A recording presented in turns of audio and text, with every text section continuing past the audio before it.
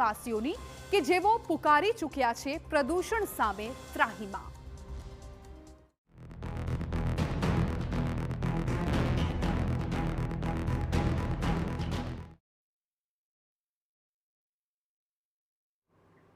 દિવાળી દિલ્હીવાસીઓ માટે પ્રદૂષણની ભેટ લઈને આવી છે। દિલ્હીમાં આમ તો ફટાકડા ફોડવા પર પ્રતિબંધ છે, છતાં લોકોએ નિયમોને નેવે મૂકી દિવાળીની ઉજવણી ખૂબ જ ધામધૂમ સાથે કરી, જેને કારણે હવે દિલ્હી માત્ર દેશમાં જ નહીં પરંતુ સમગ્ર દુનિયામાં સૌથી પ્રદૂષિત શહેરોની યાદીમાં નંબર 1 પર પહોંચી ગયું।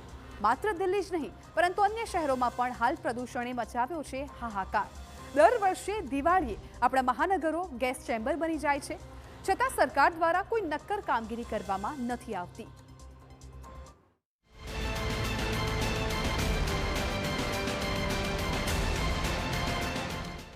દિલ્હી બન્યું ગેસ ચેમ્બર।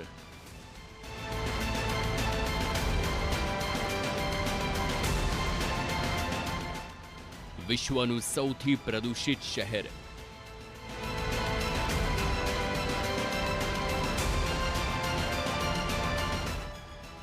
દિવાળી બાદ સ્થિતિ ખૂબ જ કથળી।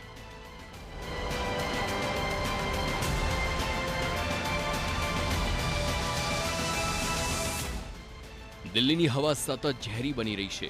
દિવાળી પછી દિલ્હીમાં પ્રદૂષણના સ્તરમાં ઝડપથી વધારો થયો છે અને રાજધાની દિલ્હી વિશ્વનું સૌથી પ્રદૂષિત શહેર બની ગયું છે। દિવાળીની રાત્રે વધુ પડતા પ્રદૂષણ ફેલાવતા ફટાકડા ફોડવાથી દિલ્હી ગેસ ચેમ્બર બની ગઈ। દિલ્હીના અનેક વિસ્તારોમાં ધુમ્મસની ચાદર છવાઈ ગઈ, જેના કારણે લોકો માટે શ્વાસ લેવાનું પણ મુશ્કેલ બની ગયું છે।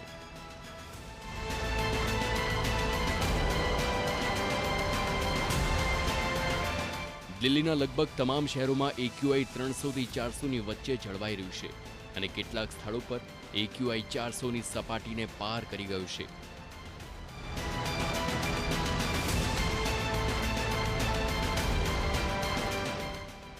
દિવાળી પછી પ્રદૂષણમાં વધારો થયો છે।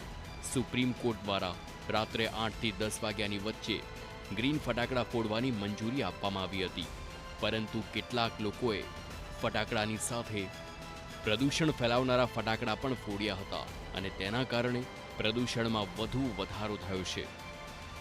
आबोहवा में इस वक्त प्रदूषण का जहर घुल चुका है। इस वक्त हम मौजूद हैं अक्षरधाम इलाके में। पहले आपको डाटा दिखाऊंगा, फिर आसमान की तरफ तस्वीर दिखाऊंगा। ये देखिए राजेश, गौर से दिखाइए, मेरे हाथ में समीर ऐप है जो दिल्ली का ओवरऑल जो AQI यानी कि एयर क्वालिटी इंडेक्स है वो दिखा रहा है 342, जो कि बेहद ख़राब, वेरी पुअर कैटेगरी में आता है। बल्कि कई जगह पर स्थिति और भी बुरी है।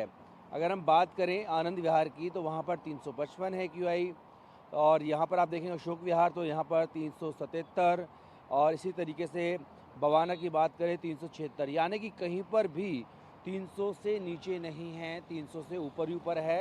और ओवरऑल अगर मैं बात करूं दिल्ली के AQI की तो वो 342 है। अब इसे लेकर के राजनीति भी शुरू हो चुकी है।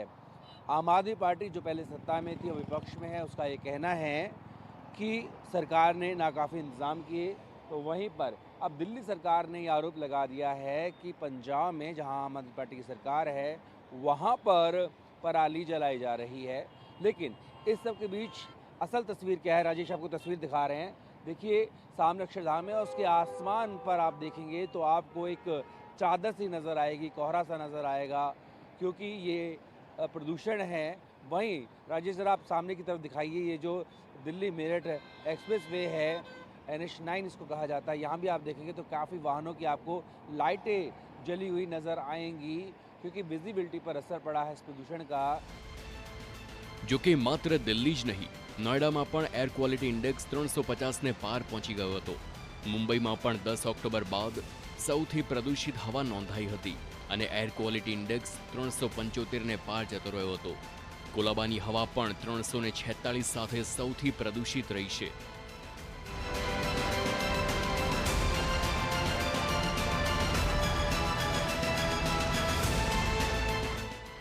દિલ્હી નજીકના રાજ્યો હરિયાણા અને પંજાબમાં પણ દિવાળી પછી પ્રદૂષિત હવા ફેલાઈ છે। હરિયાણાના બહાદુરગઢમાં એર ક્વોલિટી ઇન્ડેક્સ 358ને પહોંચ્યો હતો। બાકી તમામ મોટા વિસ્તારોમાં પણ આંકડો 300ને પાર રહ્યો હતો। આમ દિવાળી બાદ દેશના અનેક શહેરો હાલ પ્રદૂષણના કારણે ગેસ ચેમ્બર બની ગયા છે।